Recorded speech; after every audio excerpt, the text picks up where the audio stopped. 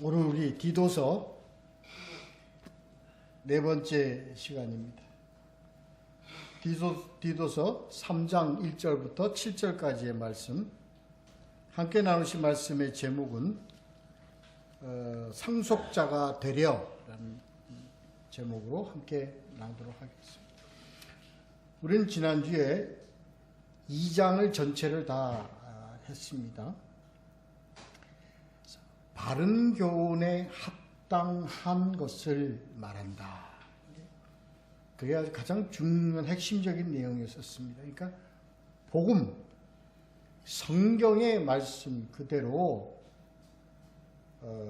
가르치는, 전하고 이러한 가운데 그런 바른 복음으로 하나님의 말씀을 비방받지 않게 하려고 어떤 절제하며 경건하며 신중하고요, 믿음과 사랑과 인내함으로 온전하게 하도록 하는 우리 교회의 역할이다. 즉 나이 든 사람이나 나이 든 여인네들이나 젊은 여인, 젊은 남자, 그리고 종들에게 다 이렇게 바른 교훈에 합당한 것으로 그들을 가르치고 양육하고 그들에게 전해서 그들로 인하여 온전한 신앙의 삶으로 그들을 인도해야 될 책임이 교회에 있다. 그런 거예요. 그런 것이 이제 내용이었습니다. 그 당시에 이 복음을 왜곡해서 교회에 많은 문제들이 있었어요.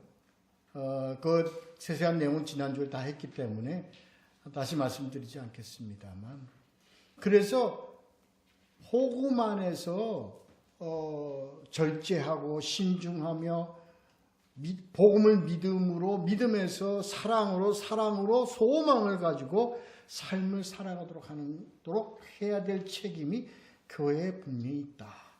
여인네들도 그 왜곡된 것으로 자유함과 분방함과 해방되는 그래서 그런 그 잘못된 그 복음을 인해서 그들이 교회의 말썽을 부리고 말이 많아지고 피고 그리고 모함하고 술에 젖어들고 이러한 것을 다 고쳐야 되는 거예요. 이런 내용을 가지고 함께 나누었습니다. 종들도 마찬가지로. 그래서 교훈을 빛나게 해야 된다. 복음이 복음으로서 복음이 등불이 되어야 하는데 이 잘못된 복음 때문에, 거짓 교사들 때문에 복음으로 말이지 무리를 일으키고 소란 일으키고 이거 반드시 바르게 잡아서 가르쳐야 된다는 것이 우리 지난주 2장의 전체에 내려는 내용이었습니다. 자, 오늘은요 3장 1절서부터 7절까지만 먼저 보는데 우리가 오늘 시간에서요. 그래서 실질적으로 교회가 이렇게 해야 된다는 것을 좀 더 진일보적으로 이제는 교회의 방향에 대해서 말씀을 전하는 내용입니다. 먼저 1절, 2절, 3절, 3절 먼저 봅니다. 너는 그들로 하여금 통치자들과 권세자본 자들에게 복종하며 순종하며 모든 선한 일 행하기를 준비하게 하며 아무도 비방하지 말며 다투지 말며 관용하며 범사의 온유함을 모든 사람에게 나타낼 것을 기억하게 하라. 우리도 전에는 어리석은 자요, 순종하지 아니한 자요, 속은 자요, 여러 가지 정욕과 행락에 종로로 탄 자요, 악독과 투기를 일삼는 자요, 가증스러운 자요, 피차 미워한 자였으나, 여기까지 먼저 보도록 하지요. 그래서 교회는 먼저 딱 제시를 한데 내놓는 겁니다. 뭘 내놓냐면 조용히 하라는 거예요. 조용히 하라. 순응하라는 겁니다. 뭐예요? 여기서 이제 국가와 통치자들, 권세 잡은 자들에게 복종하며 순종하며, 이 얘기는요, 복음을 정확하게 알고 복음의 하나님이 우리에게 가르친 그 뜻을 정확하게 알면 당연히 이렇게 되어야 된다는 거예요. 통치자들과 권세 잡은, 다시 말해서 국가에, 이 국가는 하나님이 허락하신 제도입니다. 하나님이 허락하신 하나의 공동체예요. 하나님이 율법 아래, 율법에 준해서 율법 아래 그러한 모든 세상 법들을 만들고 그 법들 안에 한 공동체가 운영되어질 수 있도록 하신 것, 이건 하나님의 허락하심이거든요. 그러니까 이거 우리가 먼저 해야 될 걸, 여기에 소속된 국가의 한 몸으로서 우리가 복종하고 순종하고 따라야 될 의무가 있는 겁니다. 아니, 이 의무가 아니라 권리예요. 그래서 우리가 순종하고 복종하는 걸 하나의 노래나 어떤 그런 그런 의무로서 우리가 이걸 자꾸 이걸 접어들 그거 아닙니다. 이게 바로 권한입니다. 우리가 교회에서요, 이 교회 제도에 순종하고 교회 제도를 따르고 교회 제도를 우리가 순수히 따라가는 그 이유는요, 뭐 때문에? 의무 때문에 그런 거 아닙니다. 헌금 내고 또 교회 일을 맡아 봉사하는 거를 의무의 관점으로 한번 보면 안 됩니다. 그건 고난이에요. 교회를 내가 한 역할을 맡아서, 내가 교회로서의 한 역할을 맡아서 행하는 것, 그것이 몸으로 하는 것은, 물질로 하는 것은, 이것은 나에게 하나님이 주신 고난이라고요. 마찬가지입니다. 국가에 우리가 하는 것도요, 병력의 의무, 납세의 의무, 이러한 교육의 의무, 이거는 의무 이전에 우리에게 주신 하나님의 고난이라고요. 그 고난을 제도 하에 국한시켜 놓기 때문에 의무라는 것이 있죠. 우리가 대한민국의 국민은 뭡니까? 대한민국의 국민으로서의 고난을 갖는 거예요. 그 우리가 해외 나가서 할 때요, 내가 I am South Korean 하고 말이죠, 큰 소리 치고 내가 당당하게 해나가는 것, 그게 왜? 고난이 있기 때문에 그러는 거예요.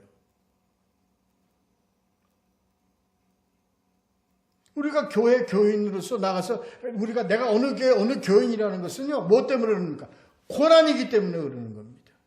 내가 하나님이 주신 직분을 갖는 하나님의 자녀로서의 고난을 갖다가 내가 내세우는 겁니다. 거기에는 어떻게 되면 당당해야 된다는 거예요. 우리가 국가에서 당연히 내가요, 무슨 나가서 병역의 의무를 지고요, 납세의 의무를 지고 있는 거 고난이에요.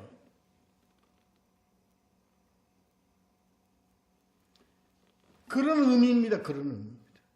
그러니까 그러한 고난을 내가 바르게 하기 위한 복종과 순종이라고요. 의미를 잘 알아야 됩니다. 물론요, 잘못된 것에 대해서 항거하거나 항의하거나 그러한 그것을 주장하거나 하는 것을 하지 말라는 게 아닙니다. 그러니까 그것도 뭐해서 내가 주어진 고난의 의무를 다하는 가운데 그게 나와야 된다는 거예요. 이 의미를 잘 알아야 됩니다. 그래서 우리가 국가에 충성하고 국가에 이제 하는 것은요, 뭐예요?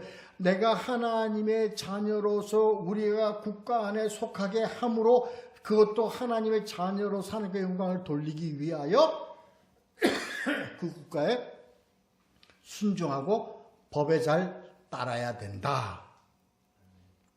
이 의미를 우리가 참 잘 알아야 돼요. 그래서 뭐 해야 돼?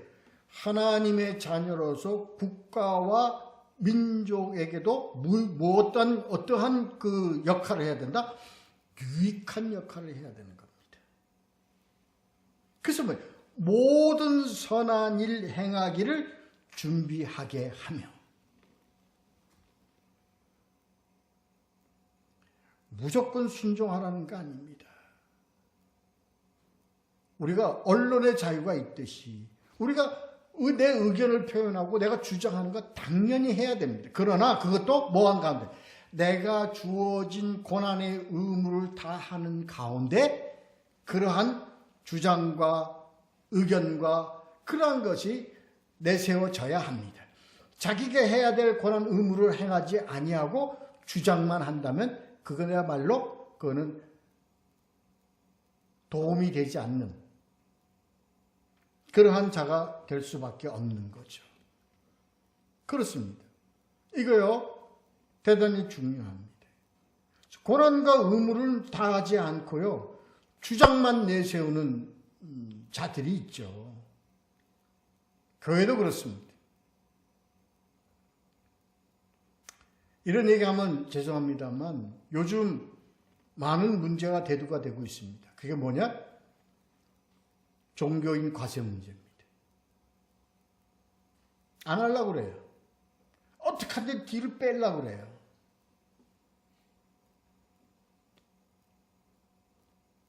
당연히 해야죠.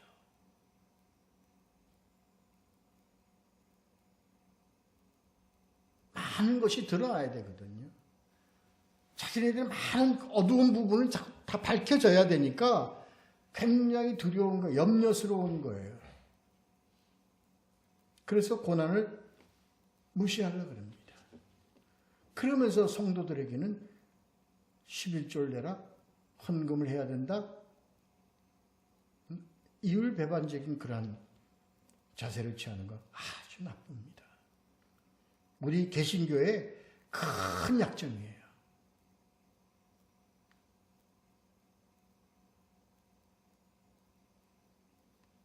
당연히 내야죠.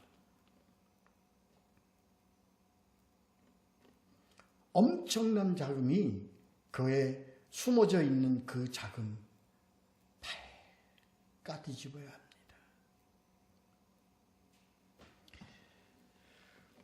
그렇습니다. 이 의미입니다. 그러니까 그게요, 교회가 주장만 하고 뭐예요? 의무를, 고난을 하지 않으려고 그러는 거예요. 그러면서 성도들에게는 뭐죠? 11조를 도둑질하지 말라, 11조 내지 말라, 이런 얘기하고 있어요? 아닙니다. 그렇게 해서는 안 됩니다. 그 다음에 2절. 그러니까 뭐예요? 교회의 목적은요, 뭐 하는 게, 감싸는 것이 교회의 어떤 역할이에요.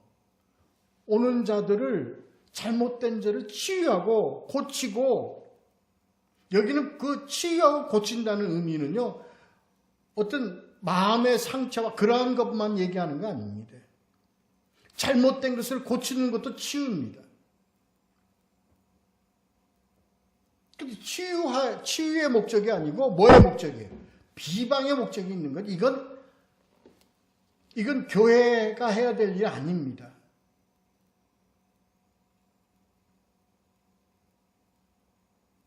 제일 다투지 말아야 합니다. 왜 다툽니까? 내 주장을 내세우기 위해서 다퉈야 되는 겁니다. 이거 없애야 됩니다.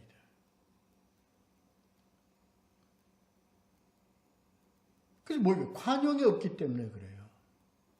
겉으로는 하나님의 사랑이라 그러면서 겉으로 자기의 기득에서 한 발도 양보하지 않으려고 그러는 겁니다.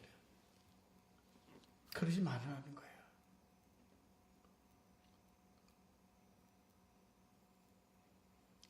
그것이 바로 뭐냐?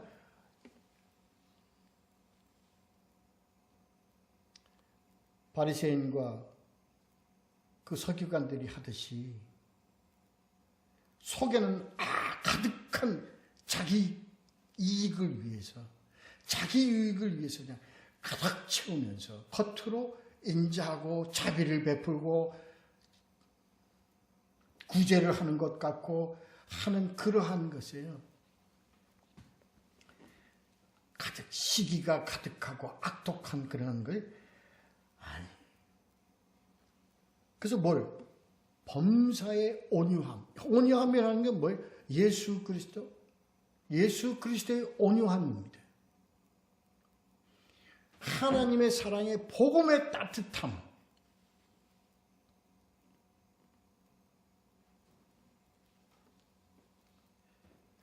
그것을 항상 할 수 있도록 뭐 하게 하라? 중요한 게 뭐예요? 교회는 모든 성도들이 앞에서 얘기한 관용과 온유와 이 모든 것을 항상 나타내야 된다는 것을 뭐 하게 하라?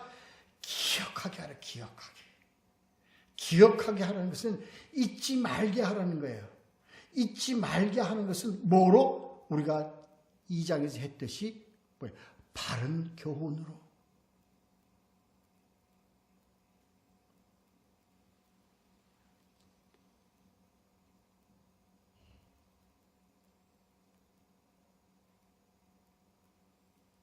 교회는요, 도덕을 가르치는 게 아니고요, 삶의 기법을 가르치는 데가 아닙니다. 교회는 자꾸 삶의 기법을 가르치려고 그래요. 삶의 수단을 가르치려고 그래요. 왜? 믿음은 복 받는다는 건 삶의 수단입니다.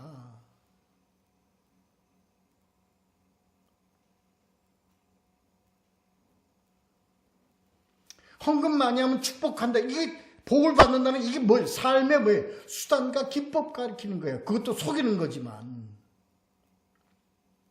교회는 뭘 가르치는데요? 나와 있잖아요. 관용과 온유함을 항상 나타내도록 기억하게 해야 된다. 뭐로? 바른 교훈으로, 복음으로.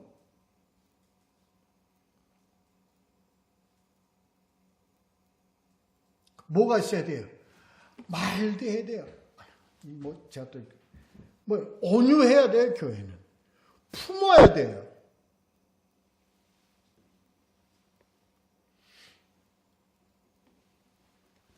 중요한 얘기입니다. 예수 그리스도 복음으로 뭐 한다고요? 옷을 입힌다 그러잖아요. 옷을 입힌다는 게 뭡니까? 감싼다는 겁니다.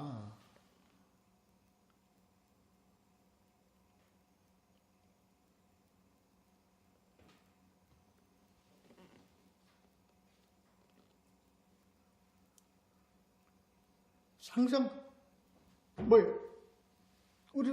제가 그 말씀을 드리잖아요. 우리 항상 말씀 나누잖아요. 뭐예요? 복음은요, 뭐예요? 돌아온 아들이 아버지의 품 안으로 안기는 것이 복음이다.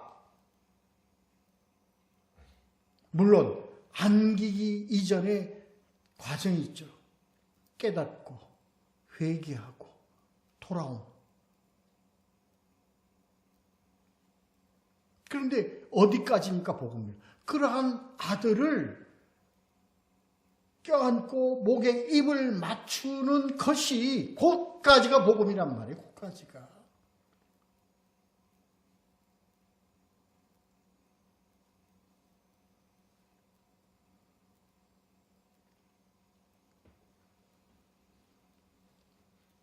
그 나왔잖아요. 우리가 어떻게 됐어요? 그래서 우리는요, 참 생각을 해야 돼요. 우리 교회가. 교회는 뭐예요? 죄인들을 하나님이 회개하고 돌아온 죄인들을 감싸고요. 그들에게 가락지를 끼워주는 역할을 교회가 오늘날 교회가 해야 되는 겁니다. 이게 교회 역할이에요. 근데 교회는 뭐예요? 은혜 받았어요. 누구부터가? 교회 자체가 하나님으로부터 은혜 받고 하나님 자체로부터 하나님의 복음의 옷을 입은 데가 교회예요. 쓸 수 있는 겁니다. 3절. 우리도 전에는 뭐한 자요? 어리석은 자요. 순종하지 않고 불순종하고 속은 자요. 여러 가지 정욕과 행락의 종노릇한 자요. 악독과 투기를 일삼은 자요. 가증스러운 자요. 피차 미워한 자였으니 이게 누구였어요? 가인이요. 돌아오기 전에 아들이단 말이에요. 화랑방탕하여 모든 것을 다 허비하고 전에는 이렇게 되는 겁니다. 이게 뭐예요? 교회.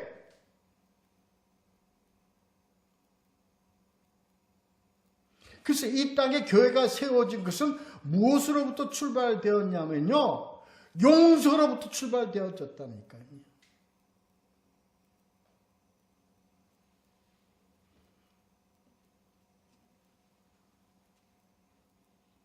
사랑으로 출발되어졌다니까요. 전에는 이겁니다. 그래서 우리 교회에 소속된 자들 중에서 뭐예요? 모두가 다 어떠한 자예요? 다 용서함을 받은 자예요. 뭐로부터? 시기와 악독과 허랑방탕과 그렇게 세워진 것이 교회. 그래서 교회로 부름받아서 하나님의 종으로 세웠더니 그 종은 다시 그 교회를 찾아온 죄인들을 뭐하듯이 사랑과 용서로 그들을 품는 것이 아니라 뭐로? 제도와 규범과 그들을 뭐예요? 먼저 그들을 제재부터 한단 말이에요. 제재부터.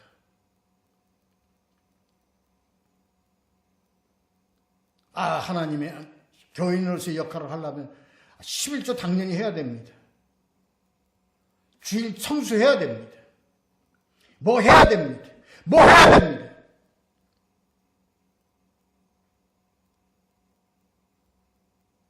위다 없이, 뭐 없이 환영과 사랑과 그들을 치유하는 그런 긍휼의 마음 없이 제대로 묶어가지고 상처만 주고 익지 않은 열매에 상처를 주고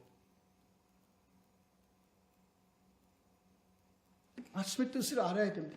그거 교회 아니다. 그거 교회 아니다.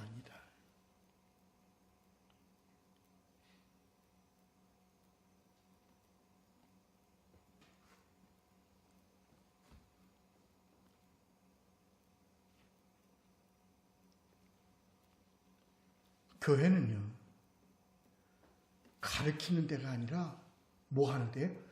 전하는 데예요. 뭘 전하는 거예요? 생명을 전하는 겁니다. 생명을 어떻게 하니까 흘러가게 해야 된다. 플로잉 해야 된다는 거예요.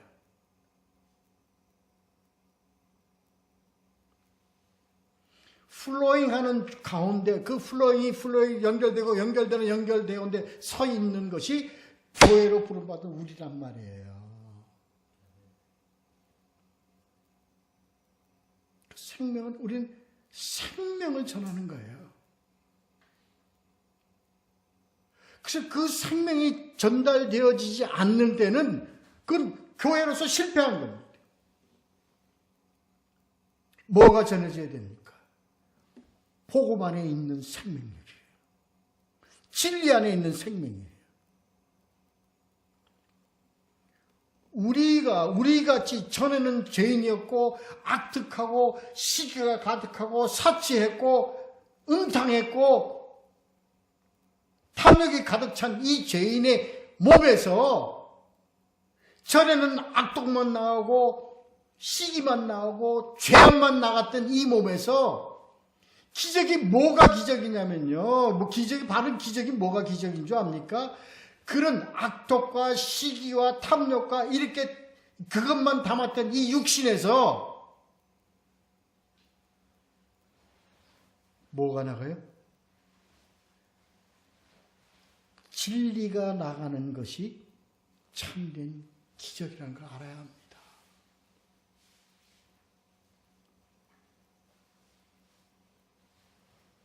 하나님은 이 일을 위해서 우리를 교회로 세운 거예요.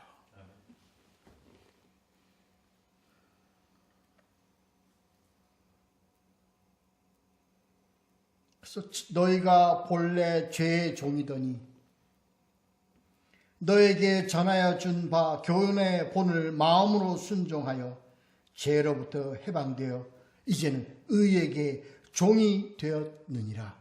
로마서 6장 17절 18절입니다. 이제는 뭐가 됐어요? 이제는 죄와 악이 가득하던 너희들의 그 몸에서 너희들의 심령에서 이제 뭐가 나가? 이젠 진리가 나간다는 게 그게 의의 종이라는 거예요. 교회.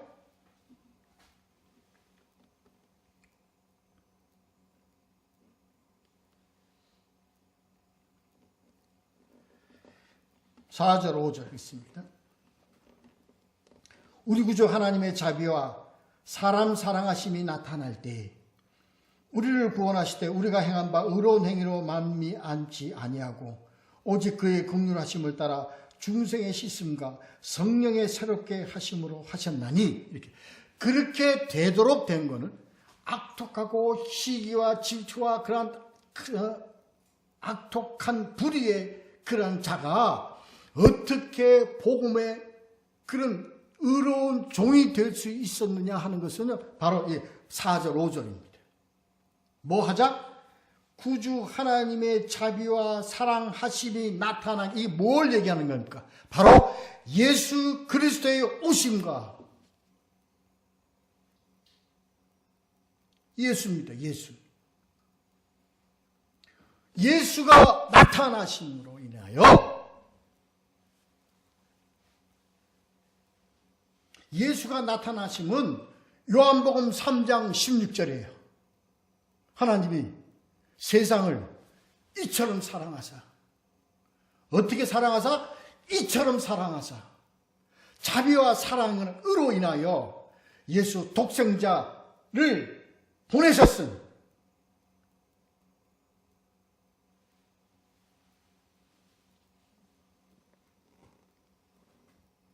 저를 믿는 자마다 영생을 얻게 하려 합니다. 5절입니다. 어떻게 영생을 얻게 하였느냐?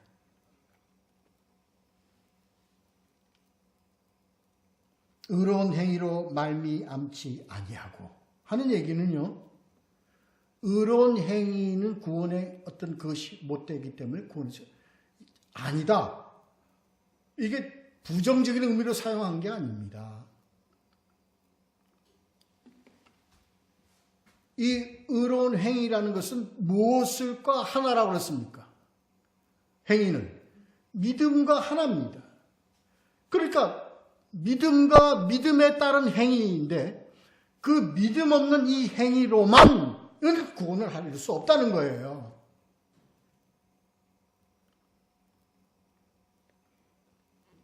근데 이 사람들이 믿음이 행위가 아니고 믿음, 행위가 아니고 믿음이니까 전부 다 이 행위를 자체를 믿음의 거부적이고 믿음의 부정적인 요인으로 자꾸 사용을 한단 말이에요. 그거 잘못된 했어요. 그래서 이게 안타까워가지고 야고보서를 쓴 거예요. 믿음의 행위가 없으면 무슨 믿음이라고? 죽은 믿음이라고 이렇게 얘기를 하는 거예요. 그래서 이 행위는 믿음이 없는 행위로만 구원을 얻는 것이 아니라 하고 얘기를 나오는 겁니다. 믿음이 중요하다. 그걸 강조하기 위해서 나타낸 말씀이라는 것을 바로 알아야 됩니다. 그래서 중생의 씻음과 하나님 오신 건 두 가지입니다. 중생의 씻음입니다. 그 다음에 두 번째가 뭡니까? 성령의 새롭게 하심입니다. 중생의 씻음이라는 건 바로 뭡니까? 거듭남이죠. 세례를 의미하는 겁니다. 이 세례는 두 가지가 다 들어갑니다. 물세례와 성령 세례. 물세례는 인간 편에서 나아가는 것이 물세례예요. 성령 세례는 거기에 대한 하나님의 응답으로서 주시는 성령입니다. 이 두 가지가 다 포함되는 겁니다. 그것이 중생의 씻음입니다.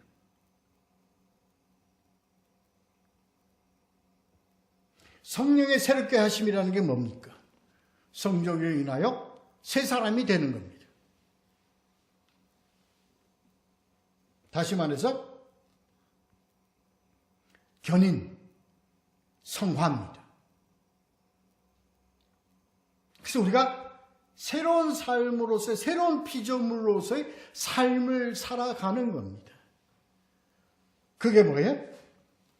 관용하며 범사에 온유하며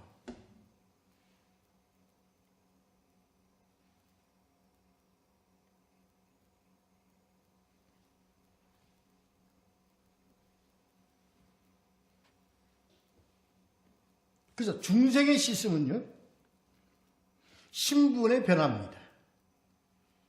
신분의 변화입니다. 의로운 불의한 자가, 죄인이 의롭다 함을 인정받는 겁니다.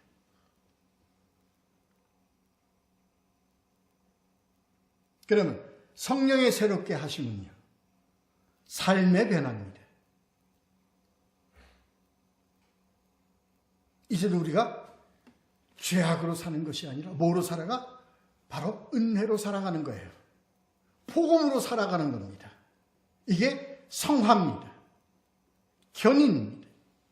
이 양쪽 모두가 다 뭐가 없으면 성령이 아니거든 이렇게 될 수가 없는 거예요.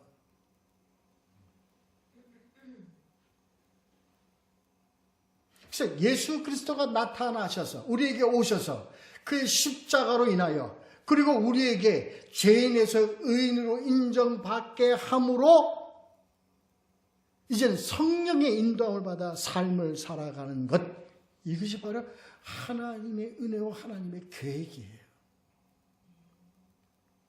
그 다음에 더 중요한 게 있죠. 6절, 7절. 우리 구주 예수 그리스도의 말미암아 우리에게 그 성령을 풍성히 부어주사. 이 성령을 풍성히 부어주사는 뭐예요? 바로 앞에 얘기한 중생의 씻음과 성령의 새롭게 하심에 합당한 성령의 부으심. 요한이 나는 너에게 물로 세례를 주지만 그이가 오시면 너에게 뭘로? 성령으로 세례를 주신다. 그래서 예수 그리스도의 나타나심과 그가 우리에게 성령으로 부어주심으로 인하여 풍성히 부어주사 우리로 중생의 씻음과 성령의 새롭게 하심으로 삶을 살아갈 수 있도록 하신다.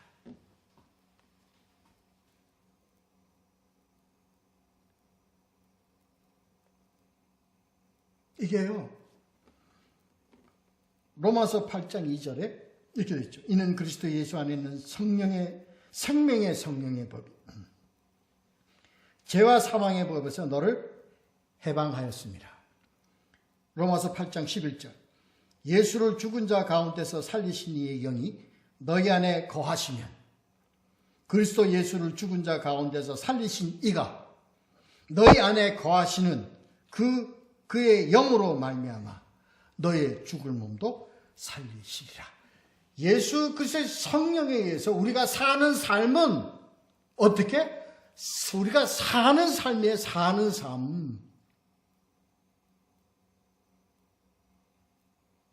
영생의 삶을 살아간다는 거예요. 영생의 삶을. 그것은 육신을 가지고 있을 때와 육신을 버리고 그 이후의 때와 모두가 다 일관적으로 하시는 하나님의 우리에 대한 계획이시라고요. 그게 성령의 인도하심입니다. 그래서 이 땅에 예수 그리스도를 영접하고 이 땅에서 풍성한 성령의 힘입어 삶을 살아가는 그 삶과 약속으로 인하여 우리가 부활 이후에 예수 그리스도와 함께 더불어 영생하는 그 삶까지 지속적으로 연결되게 할 수 있는 그분의 은혜.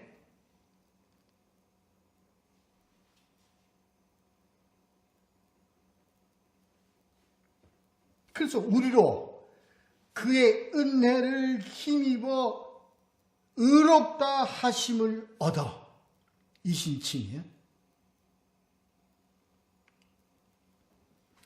영생의 소망을 따라. 알까? 알잖아요. 우리는 뭘 알아요? 우리의 이후. 우리 이후의 삶에 대한 거 우리가 알잖아요. 단지 우리가 그것을 기다리고 있는 거예요. 소망하고 있는 거예요. 근데 이것을 어떻게 해야 돼? 은혜와 소망을 우리는 어떻게 해야 됩니까? 내 것으로만 끝나는 것이 아니라 그것을 어떻게 해야 돼요? 플로잉 해야 돼요. 그것을 쳐내야 되는 겁니다.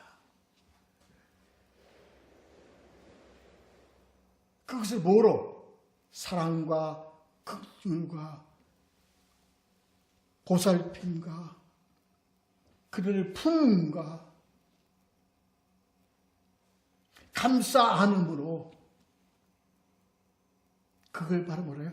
상속자라 그러는 거예요. 상속자. 이게 우리의 뭐예요? 권한입니다. 권한.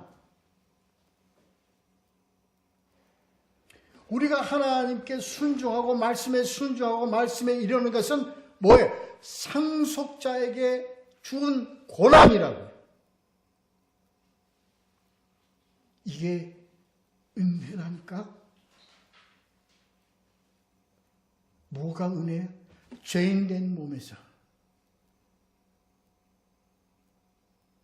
도저히 있을 수 없는 내 안에서 뭐가 악독하고 사득한 것이 나오는 것이 아니라 생수의 같은 생명이, 다시 말해서 진리가 내 몸에서, 상속자의 몸에서 플로잉 한다니까요.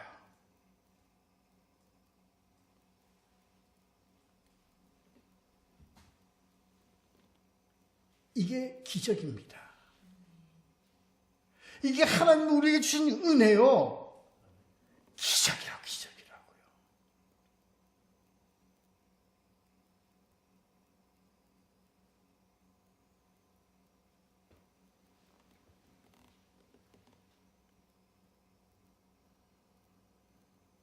예수님이 우리 누가복음 22장 29절에서 우리 했잖아요. 아버지가 하늘나라를 나에게 맡기신 것 같이 나도 너희에게 맡기노라.